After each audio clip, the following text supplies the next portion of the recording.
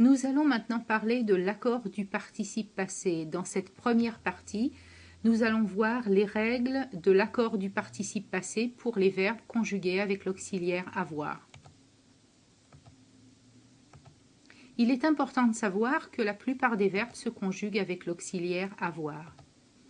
Il est donc important de bien connaître la conjugaison de cet auxiliaire au temps simple, c'est-à-dire pour l'indicatif le présent, l'imparfait, le futur et si possible le passé simple, pour le conditionnel le présent, pour le subjonctif le présent et si possible l'imparfait. La connaissance de ces formes vous permettra de pouvoir créer les temps composés, c'est-à-dire que si vous savez conjuguer l'auxiliaire avoir au présent de l'indicatif, alors vous savez former le passé composé. L'imparfait vous permet de former le plus que parfait, le futur antérieur, le passé simple, le passé antérieur. Pour le conditionnel, le présent vous permet de former le passé, le subjonctif, le présent, permet également de former le passé et l'imparfait, le plus que parfait. Les 4 temps indiqués en couleur, à savoir le passé simple, le passé antérieur, l'imparfait et le plus que parfait, sont des temps essentiellement utilisés en littérature. Il est aussi important de se souvenir de la formation des participes passés. Les verbes réguliers en ER, IR et RE ont leur participe passé en E, I et U. Vous devez aussi vous souvenir de la formation du participe passé des verbes irréguliers, par exemple ouvrir, devoir et faire, dont le participe passé est respectivement ouvert, dû et fait. Quand on parle d'accord, on veut dire qu'il est question du fait que la forme d'un mot dépend d'un autre mot. Ce qui veut dire, par exemple, que si vous souhaitez parler d'une voiture et ajouter la qualité de la beauté pour parler de cette voiture, vous avez donc à votre disposition l'adjectif beau. Voiture étant féminin singulier, cet adjectif beau doit également être au féminin singulier, c'est-à-dire que vous devez utiliser la forme belle et ainsi dire une belle voiture. L'accord se fait en genre, c'est-à-dire que si vous parlez d'un mot féminin, l'adjectif doit également être féminin. Et l'accord se fait en nombre. Donc si vous parlez toujours dans le cas de la voiture, qui est ici au singulier, belle est au singulier également. Là, quand on parle d'accord, ceci concerne les adjectifs et les participes passés. Maintenant, pour ce qui est de l'accord du participe passé des verbes conjugués avec avoir, ce qu'il faut savoir, c'est que l'accord du participe passé se fait avec le complément d'objet direct si celui-ci est placé avant l'auxiliaire. Par exemple, dans une phrase comme « J'ai vu 2 films », vous avez ici un complément d'objet direct, 2 films, mais il est placé après l'auxiliaire avoir, donc vu ne s'accorde pas et vous allez dire j'ai vu VU 2 films.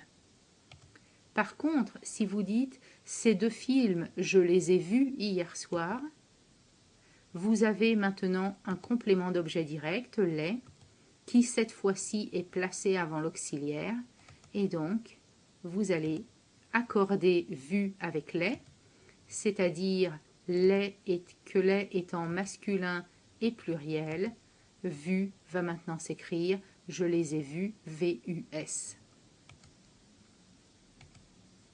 Autre exemple, si vous dites les 2 films que j'ai vus hier soir étaient excellents, complément d'objet direct que, placé avant l'auxiliaire, vous allez donc accorder vu avec que, c'est-à-dire au masculin et au pluriel, et ainsi écrire la phrase « Les 2 films que j'ai vus, VUS, hier soir, étaient excellents ». À vous maintenant. J'ai regardé la télé.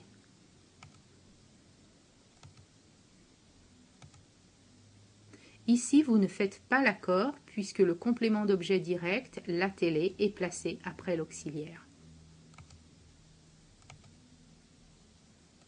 Tu as vu tes amis. Là encore, vous ne faites pas d'accord puisque le complément d'objet direct, tes amis, est placé après l'auxiliaire. Tu les as vus hier.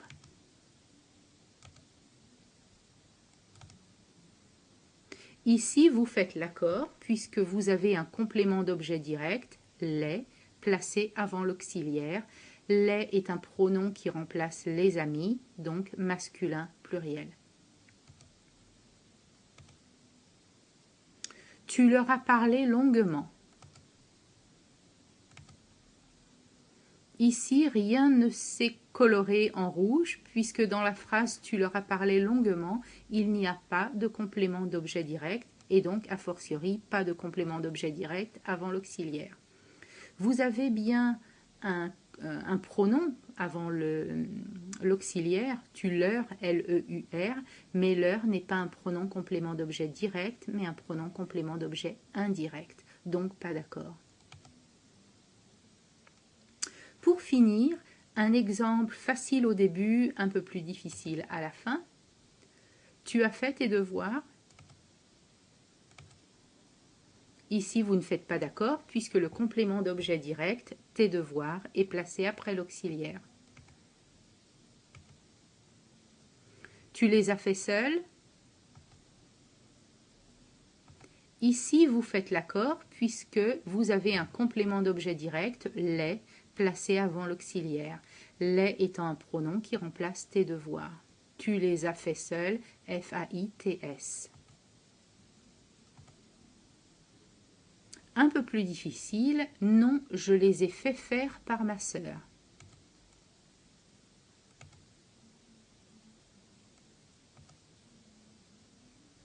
Vous avez ici un complément d'objet direct, les, qui est effectivement placé avant l'auxiliaire, et pourtant vous ne faites toujours pas d'accord.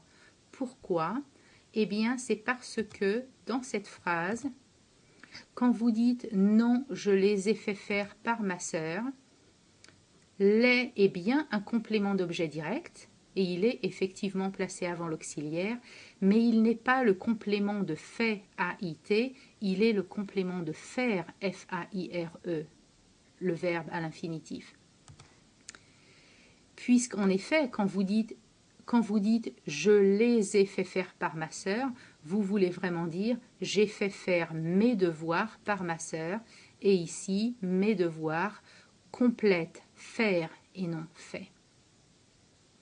Donc c'est pour cela qu'il ne faut pas faire d'accord. En conclusion, le participe passé des verbes conjugués avoir s'accorde avec le complément d'objet direct si celui-ci est placé avant l'auxiliaire et si celui-ci est le complément du participe passé. J'espère que ça va et que tout est clair maintenant. Et si c'est le cas, alors on se retrouve dans quelques minutes pour la deuxième partie où l'on parlera des règles de l'accord du participe passé avec l'auxiliaire être cette fois.